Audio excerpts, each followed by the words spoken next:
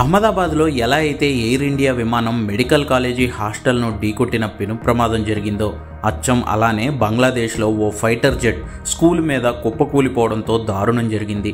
బంగ్లాదేశ్ రాజధాని ఢాకాలో ఎయిర్ ఫోర్స్కు చెందిన F-7BGI fighter jet విమానం స్థానిక మైల్ స్టోన్ స్కూల్ను ఢీకొట్టింది.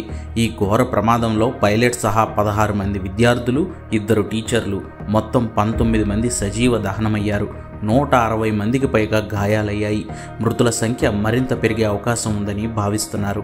విమానం కూలిన వెంటనే భారీ ఎత్తున పొగలు, మంటలు వ్యాపించడంతో సహాయ కార్యక్రమాలకు చాలా ఆలస్యమైంది.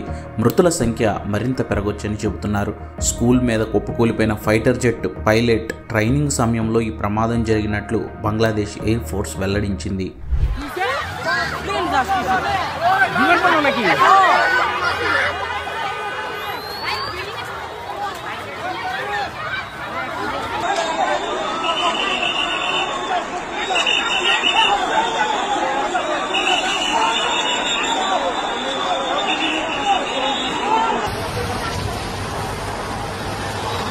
Guarda, ancora è solo un breve. La maschera.